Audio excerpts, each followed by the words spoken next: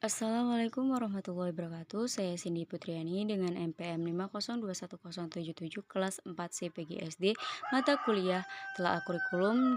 Saya di sini akan menjelaskan tentang elemen kurikulum 2013, kurikulum darurat dan kurikulum merdeka. Yang pertama, kurikulum 2013. Standar kompetensi lulusan kurikulum 2013 merupakan kriteria mengenai kualifikasi kemampuan lulusan yang mencakup sikap, pengetahuan, dan keterampilan. SKL digunakan sebagai acuan penyusunan kurikulum dan pedoman penilaian dalam penentuan kelulusan peserta didik dari satuan pendidikan. Standar isi menurut Permendikbud nomor 64 tahun 2013, standar isi adalah kriteria mengenai ruang lingkup materi dan tingkat kompetensi untuk mencapai kompetensi lulusan pada jenjang dan jenis pendidikan tertentu. Ruang lingkup materi dirumuskan berdasarkan kriteria muatan wajib yang ditetapkan sesuai ketentuan peraturan perundang-undang, konsep keilmuan dan karakteristik satuan pendidikan dan program pendidikan. Selanjutnya, tingkat kompetensi dirumuskan berdasarkan kriteria tingkat pengembangan peserta didik, kualifikasi kompetensi Indonesia, dan penguasaan kompetensi yang berjenjang. Kemudian standar proses kurikulum 2013. Berdasarkan standar proses pembelajaran pada implementasi kurikulum 2013, maka guru harus melaksanakan 3 tahapan, yaitu yang pertama kegiatan pendahuluan, 2 kegiatan inti, dan 3 kegiatan penutup. Yang kedua, kurikulum darurat. Kurikulum darurat dalam kondisi khusus yang disiapkan oleh Kemendikbud merupakan penyederhanaan dari kurikulum nasional. Pada kurikulum tersebut dilakukan pengurangan kompetensi dasar untuk setiap mata pelajaran sehingga guru dan siswa dapat berfokus pada kompetensi esensial dan kompetensi prasyarat untuk kelanjutan pembelajaran di tingkat selanjutnya.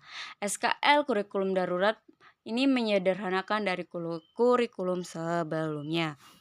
Di kurikulum darurat, kelulusan peserta didik tidak didasarkan pada ketuntasan seluruh pencapaian kurikulum. Satuan pendidikan dalam kondisi khusus tidak diwajibkan untuk menuntaskan pencapaian kurikulum untuk kenaikan kelas atau kelulusan sebagaimana yang tertuang pada keputusan Menteri Kebudayaan Republik Indonesia nomor 719 P/2020 tentang pedoman pelaksanaan kurikulum pada satuan pendidikan dalam kondisi khusus. Dan yang terakhir, kurikulum merdeka. Standar kompetensi lulusan dalam kurikulum ini merupakan kriteria minimal tentang satuan sikap, keterampilan, dan pengetahuan yang menunjukkan capaian kemampuan peserta didik dari hasil pembelajarannya pada akhir jenjang pendidikan. Perumusan standar kompetensi lulusan berdasarkan antara lain 1. Tujuan pendidikan nasional, 2. Tingkat pengembangan peserta didik, 3. Kerangka kualifikasi nasional Indonesia, dan yang keempat, jalur jenjang dan jenis pendidikan. Standar kompetensi lulusan bagi peserta didik terdiri atas A. Standar kompetensi lulusan pada pendidikan anak usia dini, B. Standar kompetensi lulusan pada jenjang pendidikan dasar, dan C. Standar kompetensi lulusan pada jenjang pendidikan menengah, SMA maupun SMK. Standar proses kurikulum merdeka. Yang pertama, standar proses merupakan minimal proses pembelajaran berdasarkan jalur, jenjang, dan jenis pendidikan untuk mencapai standar kompetensi lulusan. 2. Standar proses digunakan sebagai pedoman dalam melaksanakan proses pembelajaran yang efektif dan efisien sehingga mampu mengembangkan potensi, prakarsa, kemampuan, dan kemandirian peserta didik secara optimal.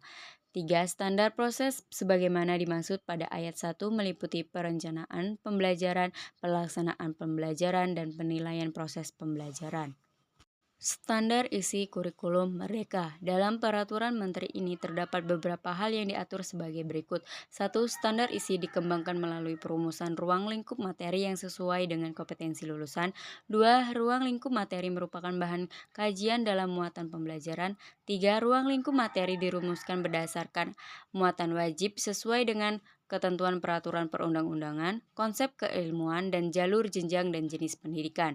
4. Muatan wajib sesuai dengan ketentuan peraturan perundang-undangan merupakan muatan wajib yang dimuat dalam kurikulum pendidikan dasar dan pendidikan menengah yang meliputi pendidikan agama dan pendidikan Pancasila.